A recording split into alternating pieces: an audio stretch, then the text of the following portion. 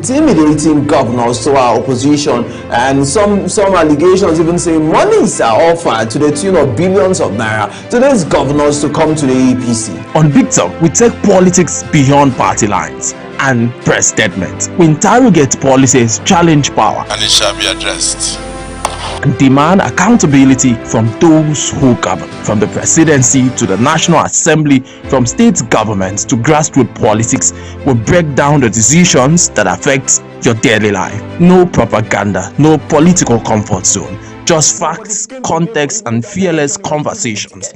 Big Talk is where leaders explain, analysts dissect, and the people understand. 2015 elections were not held. They are doing rigging. Don't just watch politics, question it. Tune in to Big Talk on Global Television every weekday from 7 p.m. to 8 p.m. Join the conversation.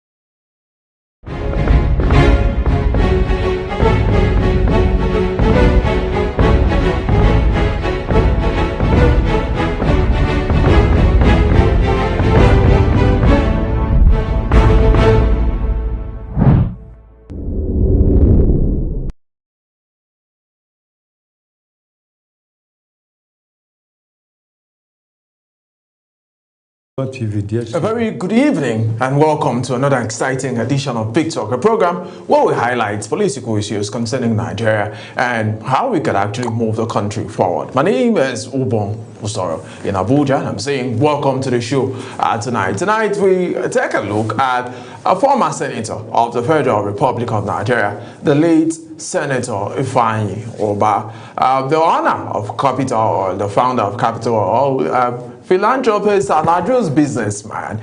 His name is once again in the news, making rounds as there is a lot of connotation concerning his contribution to a cathedral that was built in Nnewi. I will have in the studio a former special assistant to the late former Senator Ifeanyi Ubah, as we highlight what was the contribution of the senator to nation building, and we'll also talk about the APC on the show tonight. But let's go for a short break, and when we come back, I get to introduce our guest for tonight, who's joined us live in the studio. Stay with us.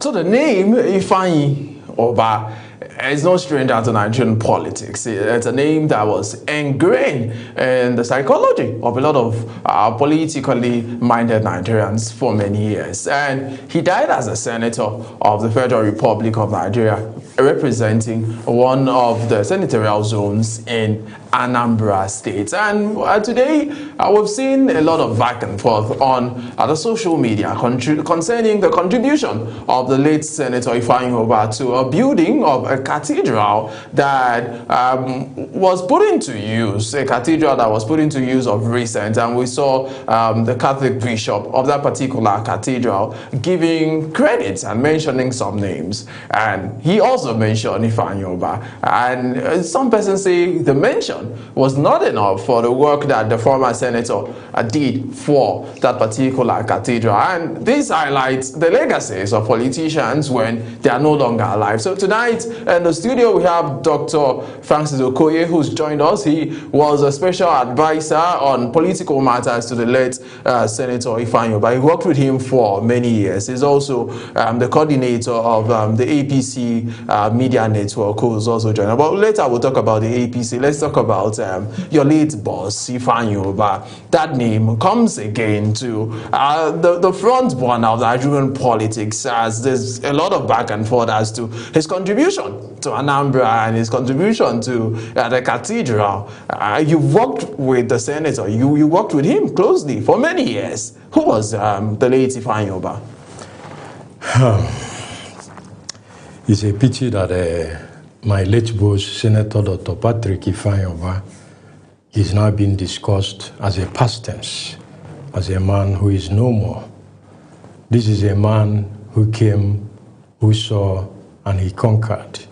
This is a man who each time I remember his contributions to humanity, to politics, to human development, youth empowerment, I marvel at the kind of person this man, Senator Dr. Patrick Ifeanyi is. His energy, his strength, we are marveling.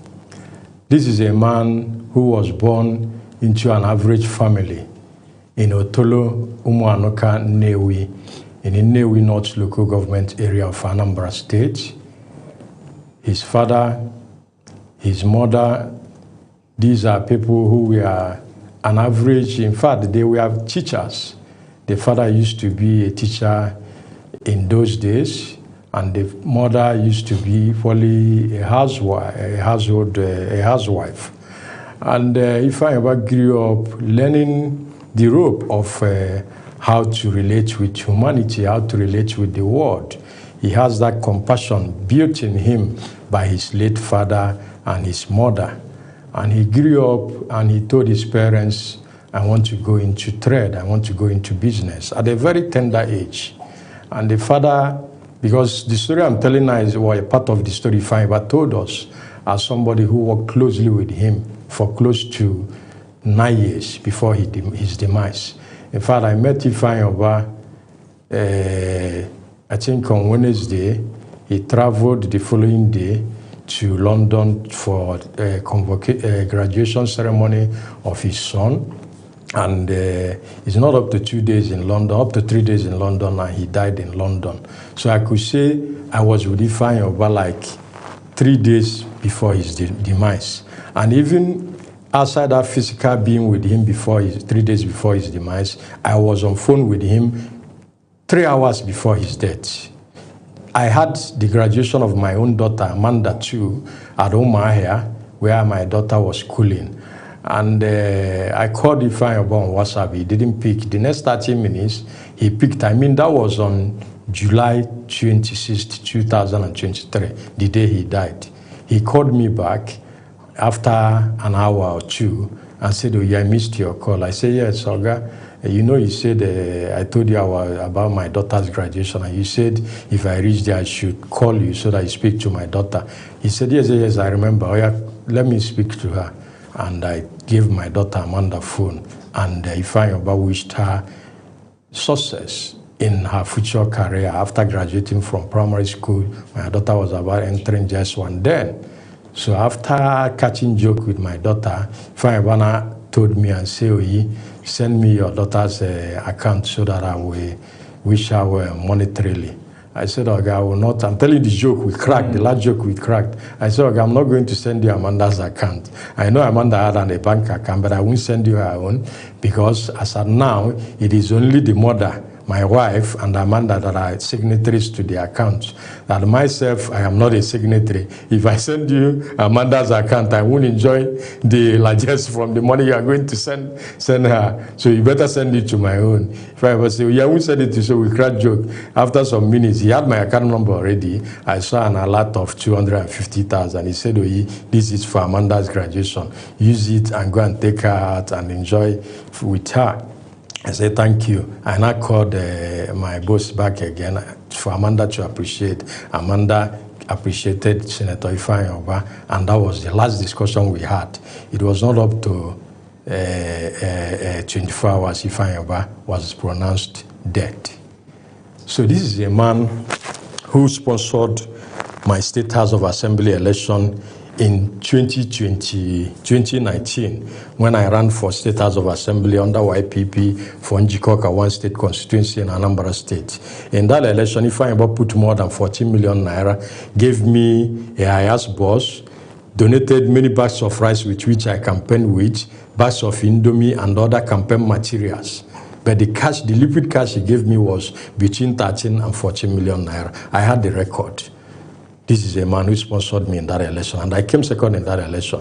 This is Ifeanyi who sponsored me to my first trip abroad. Right. The first time I left the shores of Nigeria on board an aircraft to any country outside Nigeria. Right. That is Dubai in 2018. That was Ifeanyi Ubah. Right. So, and in that Dubai trip, we were 98 in number that he sponsored. Not only me, that is to tell you the type of human being he was. Human capital developer of Igbo extraction. Nobody has broken his record in terms of human capital development. So I don't need to start narrating the history of Ifeanyi Ubah in terms of human capital. Let's face the main issue for today. Right. So and what is amazingly. What is the main issue? I'm coming. We'll come to that. We've talked about your relationship with the late Senator Ifeanyi Ubah, and we'll also talk about a lot of other issues concerning his ability as a politician. We'll come to the issues that we've seen on social media that has made me call you. Some of these issues that let's talk about it. What is happening? But let's talk about his ability to stay on ground. We've seen that in Anambra State. It seems Anambra has been, it's a place of a lot of politicians that are grounded, especially in politics. We've seen, currently, we know somebody from Anambra, Peter Obi, who is also very popular in Nigeria. We saw him win and get about 6 million votes in the last election. So but let's talk about how was Ifeanyi Ubah, apart from his senatorial district, was he a politician that had widespread support across Anambra State and even the Southeast, and Anambra in particular, and the Southeast in general? Ifeanyi Ubah was a household name in Nigeria prior before he ventured into politics. He is a man who set up one of the biggest oil firms in Nigeria, the Capital Oil and Gas, that had branches all the 36 states of the country, that had one of the highest oil gas plants situated in Lagos, one of the best in sub-Saharan Africa. This is the man called Ifeanyi Ubah. So he has carved a niche for himself in the private sector, in the oil and gas sector, before venturing into politics. So that Capital Oil, most people know him as Capital Oil, not even as Ifeanyi Ubah. At the mention of Capital Oil, if you mention it in front of 10 young Nigerians, 9 or 8 knew who Ifeanyi Ubah was. That is the man, Ifeanyi Ubah. So with that, his popularity and with his impact in the private sector, he now said he needed a wider platform for him to contribute towards the development of the society. That was how he ventured into politics. And his first attempt was entering into Labour Party. That was when he ran for governorship. His first election was running for governorship under Labour Party. Then, Labour Party of then, not of now. And after unsuccessful attempts at governorship, he contested another governorship, very unsuccessful again. Then he now decided to run for Senate. He broke a record for being the first person in Anambra State or anywhere in Southeast or even in Nigeria to use an unpopular party called YPP to win an election in a state as competitive as Anambra State. YPP, he won the first election in 2015, 2019, won the second election in 2023 using the same YPP, a party that was relatively unknown, not even a national party as at then. It was Ifeanyi Ubah that brought YPP to the front, national front burner, and made YPP to be popular. He won the first one, 2021, won the second 19, won the second one 2023, and got re-elected as a 2-time senator. And when he entered into Senate, because of his experience in the oil and gas sector, he was first of all made deputy vice chairman downstream and later made chairman downstream. That was the position he held before he died. So if he hadn't had any experience in the private sector, in that sector, that area of oil and gas, he wouldn't have been made chairman of Senate Committee on Oil downstream. That was the committee position he held until his death. Now, this is a man who, as a senator, empowered many people. I was one of the people he empowered. And that is why I am aggressively defending him everywhere I see any negative comment against this man. So, this is a man whose contribution to politics in Igbo land, in Nigeria, is transcended. Nobody has broken or will ever attempt to break the record of this man in terms of human capital. We call him #1 human capital developer of Igbo extraction. Nobody has empowered the youth of Anambra and the youth of Igbo land. Okay, you are talking about if his impact extended beyond his senatorial zone where he represented Anambra South. I'm from Anambra Central. If his impact didn't extend, why did I benefit? I benefited because this is a man who doesn't ask you where you come from. Right. This is a man who doesn't ask you whether you come from Anambra South, Anambra Central, or Anambra North. This is a man who doesn't ask you whether you come from Igbo, Hausa, Yoruba. I have many people from Akwa Ibom, your state, who are under his employ. Right. So many of them. Yeah, but there's been, right, even when Senator Ifeanyi Ubah, the late senator, was alive, there's been a lot and fury of accusations and allegations against his person as to some banks, as to transaction, as to business. I don't know if you've seen any of that, or you want me to go into a case-by-case scenario. No international businessman we say that he doesn't owe any bank or he doesn't have any issue with. We have people who are still living today who are still being chased by some banks today in Nigeria. Even Dangote borrowed money from banks to set up the Dangote refinery. So no successful businessman, we say, is not owing any bank. That is a simple truth. So Ifeanyi Ubah was among the people who, while he was alive, were owing some people and had equally paid some people. So that doesn't paint him black.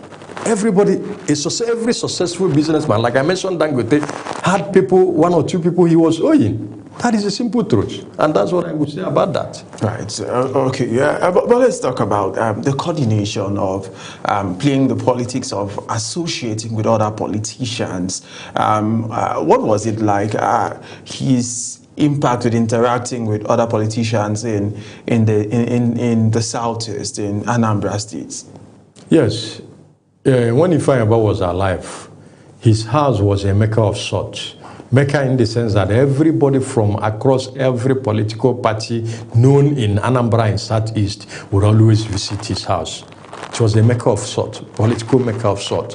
In fact, prior before he even ventured into politics, he has sponsored many people. He's on record that when Governor Rochas Okorocha was sworn in as governor of Imo State, then under Apuga, Okorocha in his acceptance speech at Dan Anyam Stadium during his swearing in, said that I want to appreciate three people. Ifeanyi Ubah was among the three people he wrote as Okorocha, acknowledged that contributed financially and otherwise towards his emergence as governor of Imo State. So if Ifeanyi Ubah could make Rochas Okorocha or contribute to him, imagine as governor of Imo State, as far back as when Okorocha became governor almost 15 years ago, that means this man started supporting people who are not even from Anambra to become successful either in politics or in business. Is it people that he has supported with money to set up? Even the current governor of Imo State, Hope Uzodimma, used to be his good friend. Both of them has run many businesses together. Both of them has done certain things that Ifeanyi Ubah contributed financially towards his own success as a former senator representing Imo North. What are we saying? We have many people that Ifeanyi Ubah has empowered, either in politics or in business. So his relationship with people in Anambra is what I would describe as very cordial. It's just that, you see, everybody will not like you. That is the simple truth. And that is exactly what is happening regarding the Nnewi Cathedral. When we go into that. Right, so we'll talk about the Nnewi Cathedral of recent. And that is one of the things I saw on social media about a new cathedral that has been built in Anambra State, Nnewi to be precise. Senator Ifeanyi Ubah is from Nnewi. We know Nnewi is a very popular place all across the world, Nigeria and Africa, to talk about it.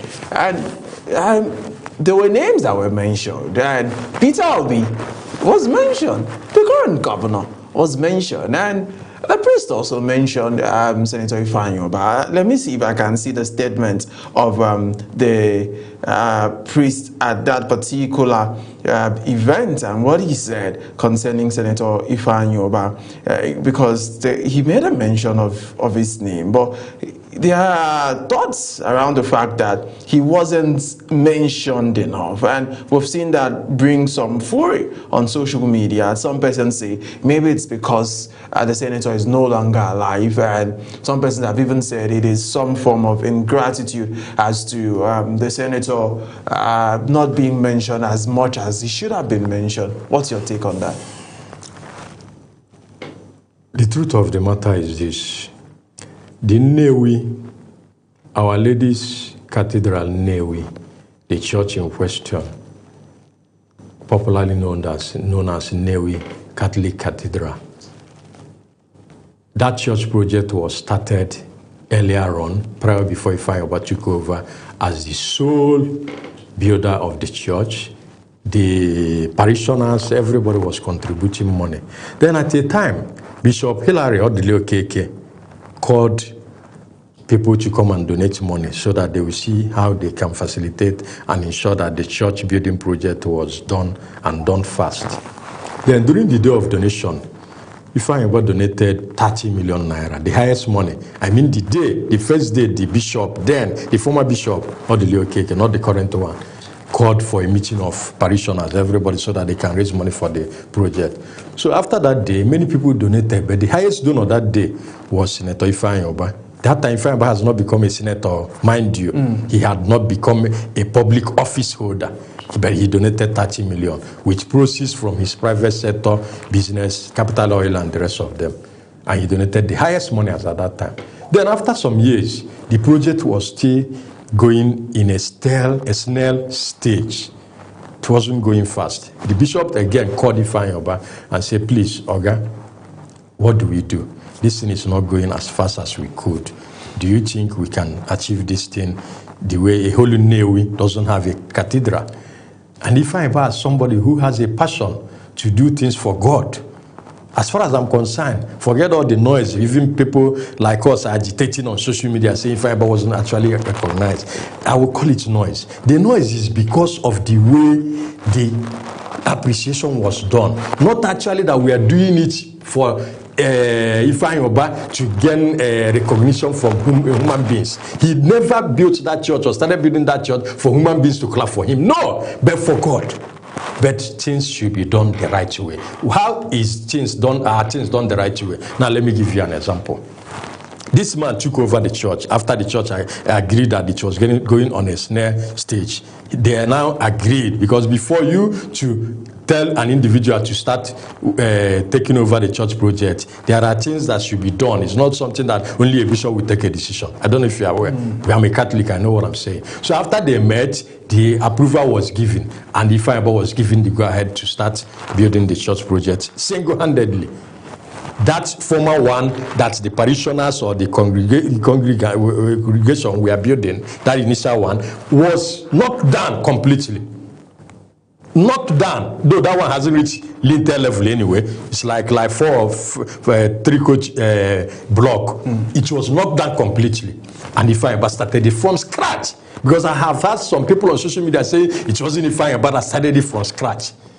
The particular one that was commissioned 2 days ago, Ifeanyi started it from scratch. The pictures are on my wall on social media. Type Okoye Francis Studios, you will see it. You know me on social media. I have put the videos and pictures from when it was started from foundation till the level where Ifeanyi left it before the bishop took it over from him. They have taken it over from him before he died, though. It wasn't because he died that the project stopped. No, they took it over from him. They asked him to stop the building the project. Why did they do that? Now I'm coming before I answer that one.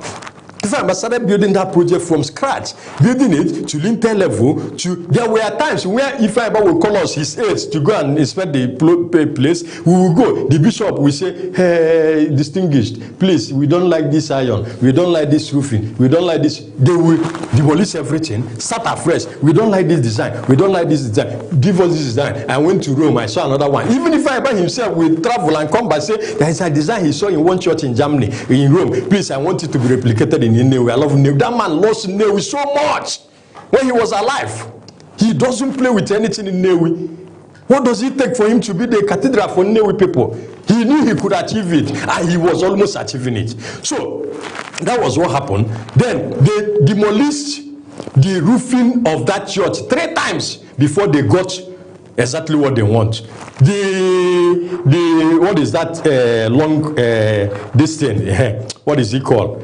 the long building in the church. I don't know what it is called again, because I'm very angry on this studio. So that thing was demolished only 3 times before they got to the exact one. Because Ifeanyi Ubah said that he had had a situation where certain church buildings collapsed in Akwa Ibom. You mentioned Akwa Ibom in particular. You know what happened in your state one certain time that a church building collapsed in Uyo. Ifeanyi Ubah said he doesn't want such thing to be held in Anambra, that he wants the best for this Nnewi Cathedral.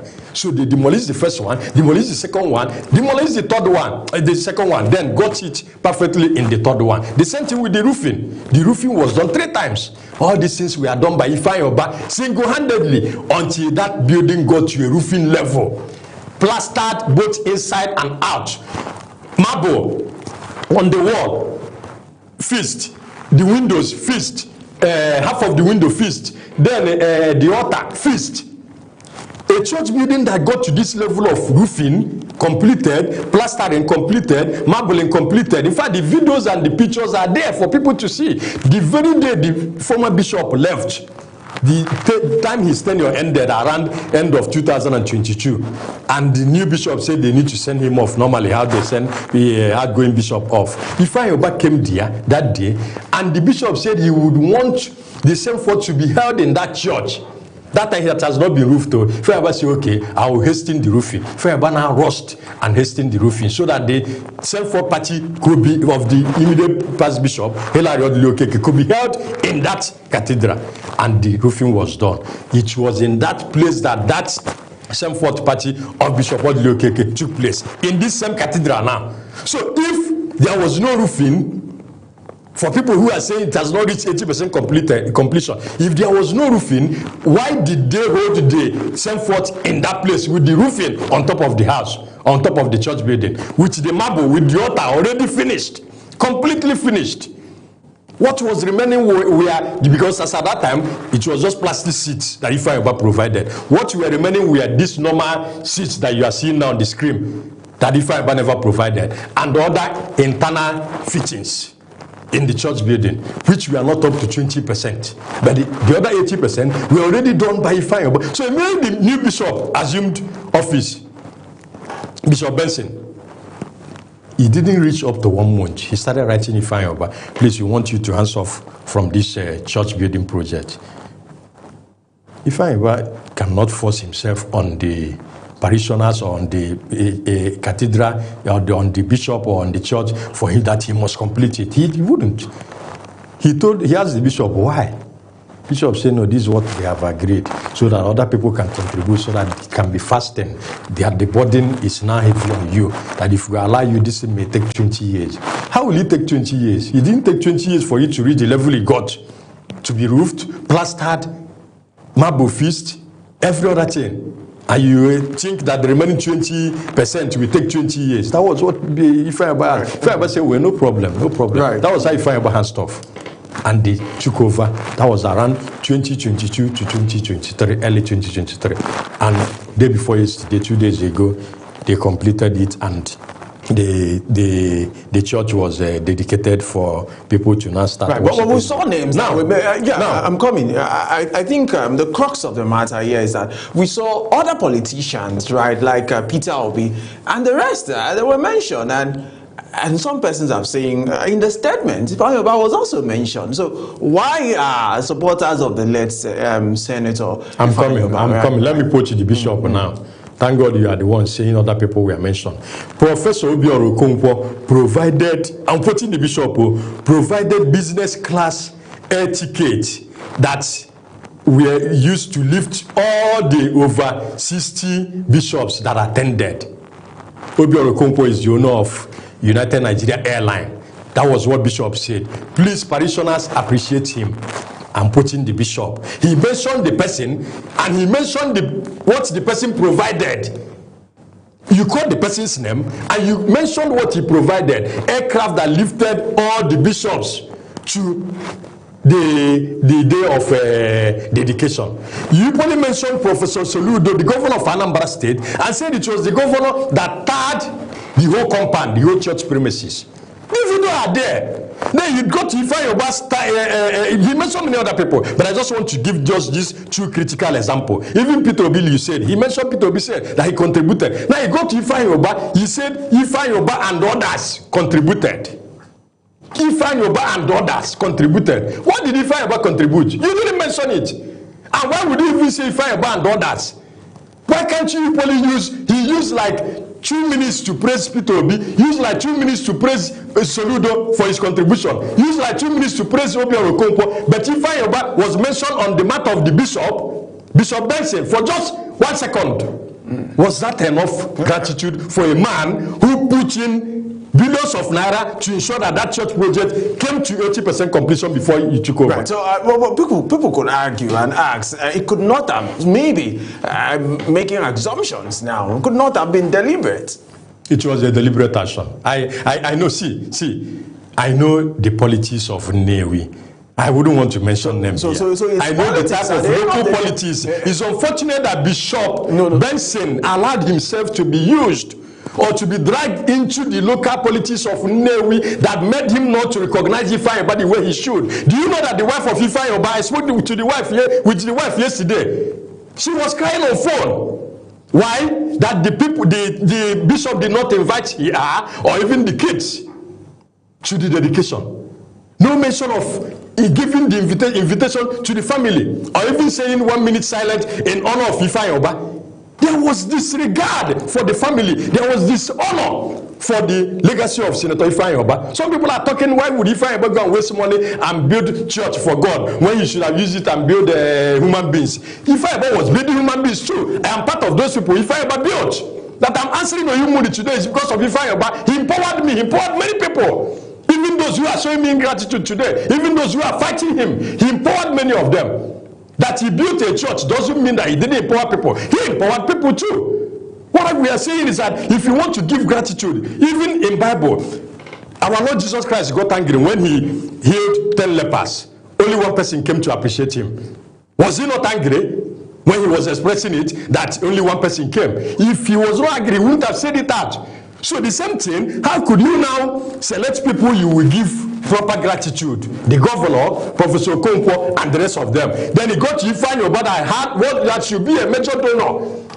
That should be regarded as a major donor. You now called him shabbily. Right. So called him personally. Let's interrogate the politics of Nnewi, like you've mentioned. We've seen Ifeanyi Ubah was of the APC at the time of passing. He had to come to the APC, but we know that the governor of the state, Governor Charles Soludo, is of ABGA, although very close to. What is the political side of this? What is the political intrigues? Do you think who were the political foes to the former late senator? Like I told you. No.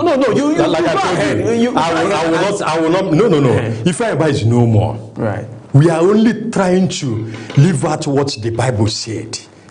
What was biblical injunction? Show gratitude, show honor. I'm coming. Right. Show gratitude, show honor to whom honor and gratitude is due for. Right. Ifeanyi Ubah's gratitude and honor were bastardized by Bishop Benson. That was the truth, and that is the fact we want to establish, and nothing more. But so I don't want to go into I don't want to go into Nnewi local politics. But as far as I'm concerned, it was a politics. Yes, if Ifeanyi Ubah were to be alive, right, I could mention them. Right. He's no more, so that people will not think that what we are doing is because of politics. No. What we are doing is to defend the legacy of a man who built a cathedral up to 80%. But that was a politician. The legacy is what we are defending. That is the main point. The legacy. So far as I live until I die, I will continue to defend the legacy of Ifeanyi Ubah. And I will not allow anybody, be you bishop, be you cardinal, anybody, to tarnish what Ifeanyi Ubah had left as a legacy. I will not live to. Thank you so much. Well, let's go for a short break, people. We're talking about Anambra politics today. It's been on social media. It's been raining a lot of fury as to the commissioning of the Nnewi Cathedral, and people are saying the legacy of the late Senator Ifeanyi Ubah as to giving him a passing mention at that particular Cathedral commissioning, where a lot of politicians in Anambra were mentioned. Peter Obi, Professor Charles Soludo, Professor Obiora, and a lot of other politicians were mentioned. But some supporters on social media say the late Senator Ifeanyi Ubah wasn't mentioned appropriately. But when we come back, we still have Dr. Francis, who's with us in the studio. He was a former advisor to the late Senator of Political Affairs. He's joining us live as we explore this matter. But let's go for a break. We'll be right back. Stay with us.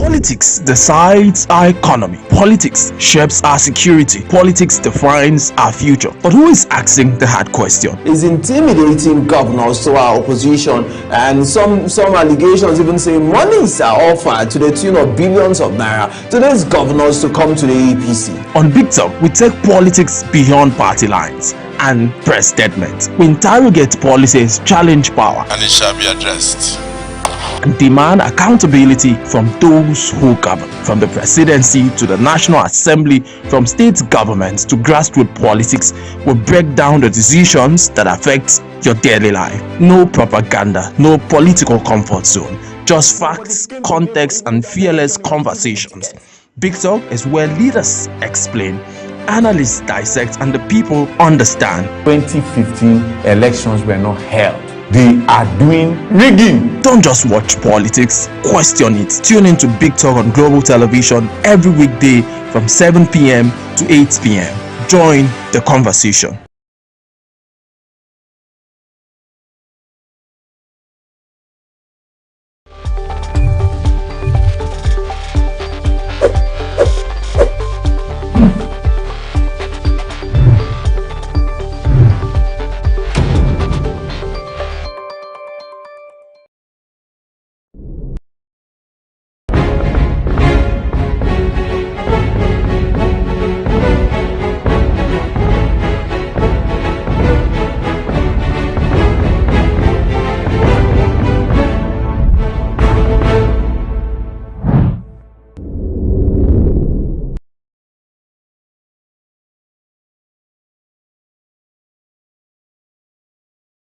Welcome back to the program. If you're just joining us, this is Big Talk, a program where we highlight political issues concerning Nigeria. I still have Dr. Francis Okoye, who was a political advisor to late Senator Ifeanyi Ubah. But let's talk about Anambra politics now. He's also from Anambra. Dr. Francis Okoye is also the national coordinator of the APC National Media Professional. Some weeks or some months ago, I think 2-3 months ago, I saw a movement you led about Anambra State, the politics of APC. I remember the last elections, we were here and you sounded very confident that APC was going to take over Anambra. But Professor Charles Soludo is from Abga, won Anambra State. Let's start from there before we talk about some of the things that you are saying that the APC at the national should do with members of the APC in Anambra State. Let's talk about that election.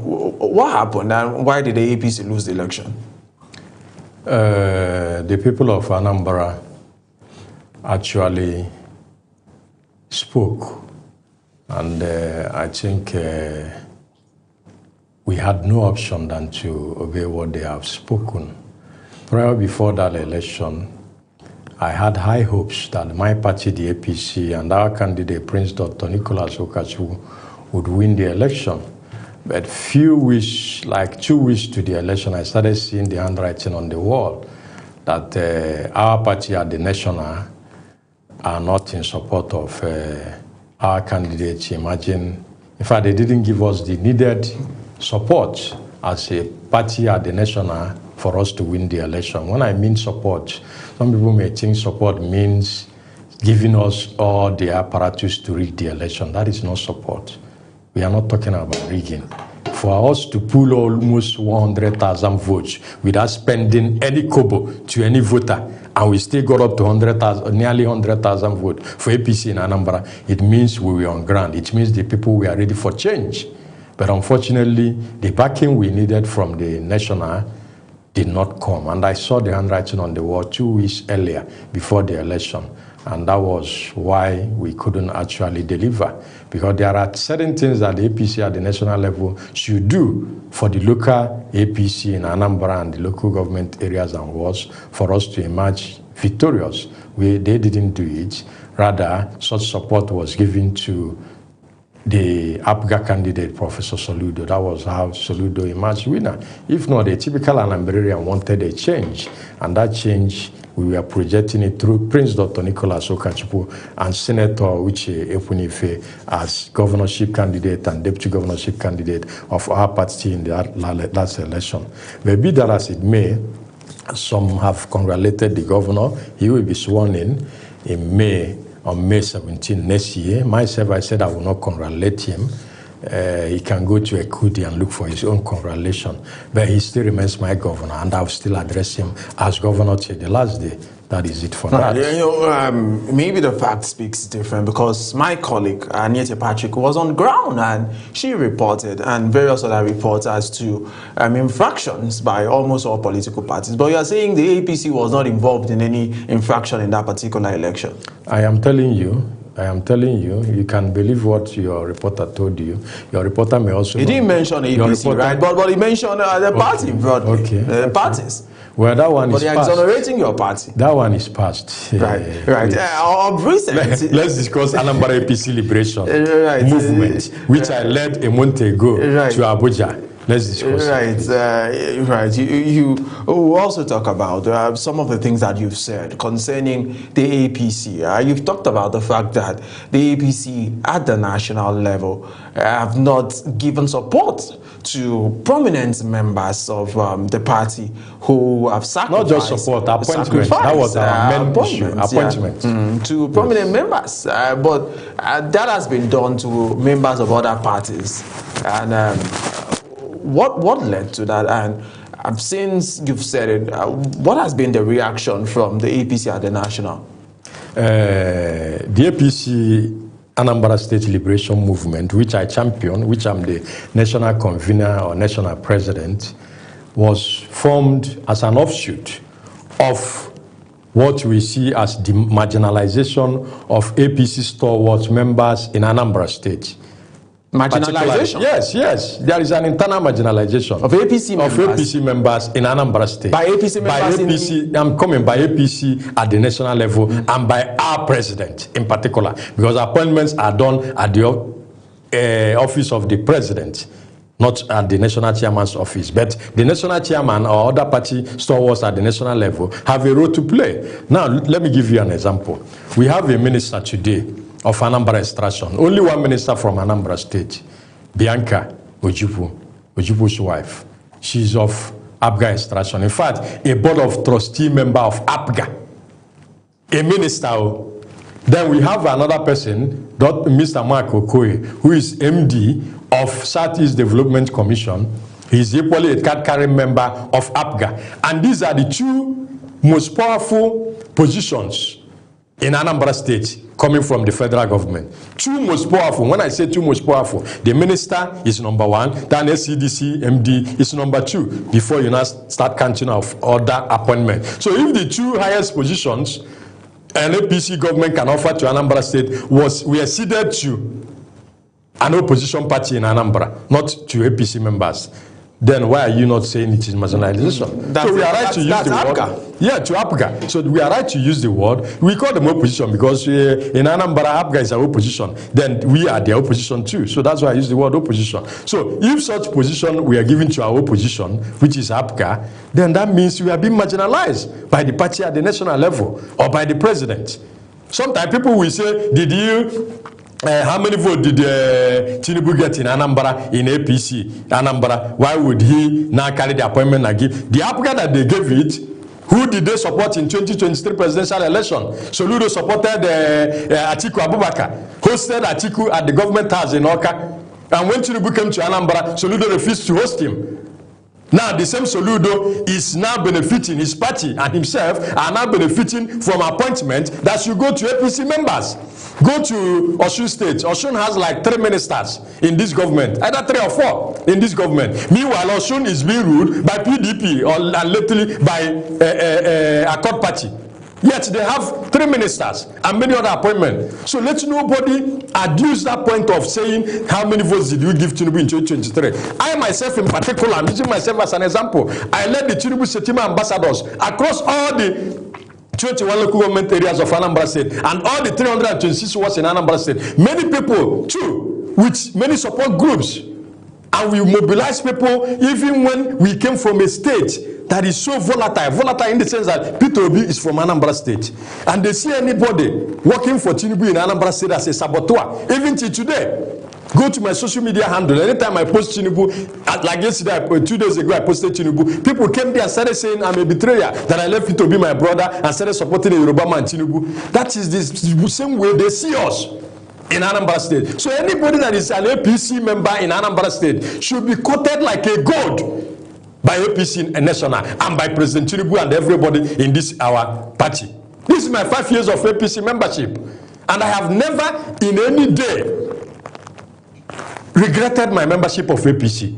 I'm a strong party man, not just on the media, but on the ground. I'm a grassroots mobilizer, an ardent supporter of Tinubu, even when I have a good relationship with Peter Obi as the man I worked for before. But yet I have never promoted Peter Obi on my timeline. I have never also attacked Peter Obi on my timeline because I don't believe in politics of calumny or politics of tarnishing people's image just to project your own. I project Tinubu without attacking any other candidate. That's the way I do my own politics. I read political science up to master's degree level, so I know what I'm doing. So what I'm saying is that the essence of that our protest at the national office of APC on 9th of December last month was to tell our national chairman, Professor Nentawe Yewada, and every other national working committee member to transmit our message to the president that we in APC Anambra State are not happy with what is happening in APC Anambra State. So why are we not? I'm coming. Why are we not happy? Because appointments that should be given to APC members in Anambra State are being given to non-party members or even people who are not serious. I'm coming serious members of APC in Anambra. Let me give you an example. 2 people were given ambassadorial appointment about 4 weeks ago in Anambra State. We don't know them. They are claiming to be APC members, but we don't know them. We call meeting 5 days ago. We had stakeholders meeting of APC in Anambra State before I came back to Abuja. I mean 4 days ago. I was at that meeting. I covered it with my media boys.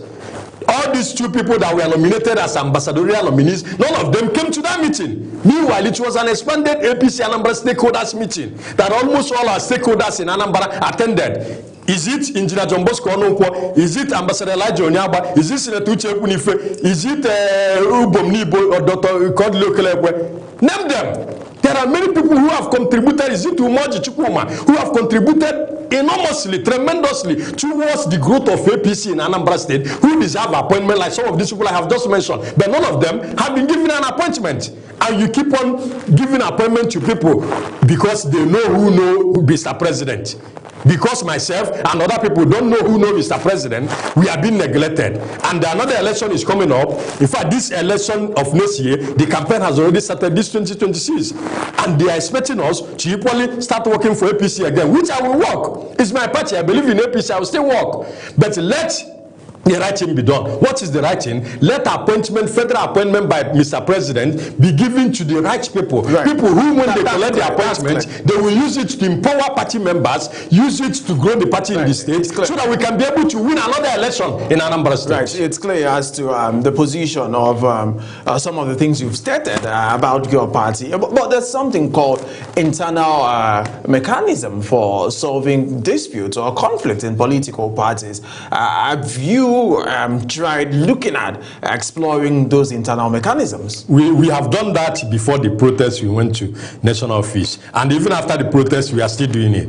in fact, I have a good relationship with the national chairman. But mind you, again, like I told you, that appointment does not rest on the office of the national chairman. It rests on the office of Mr. President, President Bola Ahmed Tinubu, whom we all work for and delivered in 2023, and that we are going to equally work for and deliver in 2027. But the point we are making is that through the national chairman, he can relate our message to. That is part of that internal mechanism you are talking about. So since after the protest, after our press conference on December 9th, I mean APC Anambra Liberation Movement, we've been engaging the party, talking with them. Especially, I will give kudos to our APC National Secretary and to our APC National Deputy Organizing Secretary, Nze Barrister Chidi Duru. These are two great people who have equally taken up our matter, engaging us further to see what can be done to assuage the feelings of all these our APC Anambra people who are crying because of this internal marginalization I'm telling you about. Right, so we know that Anambra has serious support for Peter Obi, the 2023 presidential candidate of the Labour Party. In fact, he scored over 95% votes in Anambra in the 2023 elections, and that was quite very overwhelming. And Peter Obi, we think, may be contesting election again. So where does that leave Mr. President, and how many votes? What is the percentage of, let's say, canvassing? How many of the votes percentage will Anambra APC give to Mr. President? The truth of the matter is that we have not known if actually Peter Obi will be on the ballot.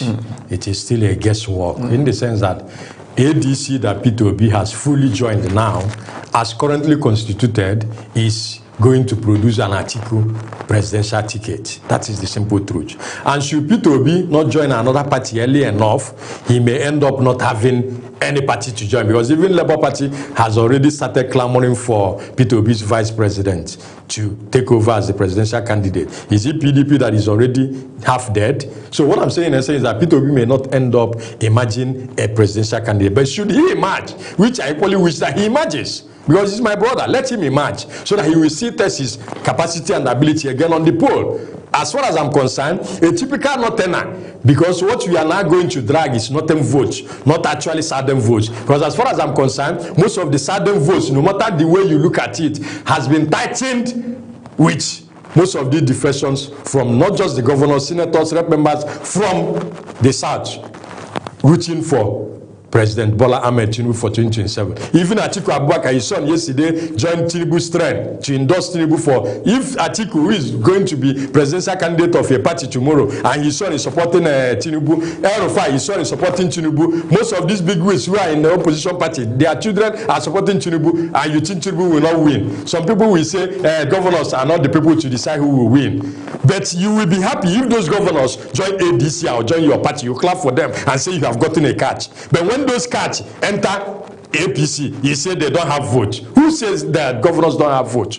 Who said that? Now, what I'm saying in essence is that, see, as far as this 2027 election is concerned, Peter Obi being on the ballot will be to our advantage. Because a typical northerner, like I wanted to say earlier, will root for a candidate who has only 4 years to finish for power to rotate back to north, than a candidate who they are not sure if actually he will stay the 4 years he's claiming. Because Peter Obi is claiming that I will run only 4 years. Even Atiku claiming I will run only 4 years. Even Rotimi Amechi claiming I will run. All those are political thoughts to get the ticket. When he enters there, if it is not even Peter Obi that will decide how many years he will stay. Because Igbo people that I know will tell him, Mr. Man, this is our opportunity. You've gotten the opportunity to become president. Don't tell us you are going to run for. It is Igbo people and even obedience that will tell him stay 8 years. So an Hausa man or a northerner will not want to risk Peter Obi that is going to stay 8 years than a Tinubu that they know has only 4 years. So as far as all my political permutation is concerned,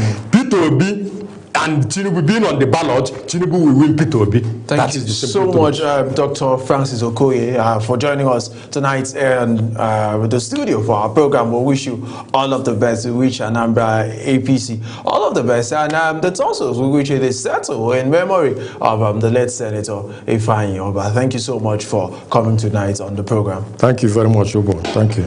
All right, people, that's the size of our show for tonight. Remember, that you must continue to love Nigeria and do your best for this country. My name is Ubah in Abuja, and I'm saying bye for now.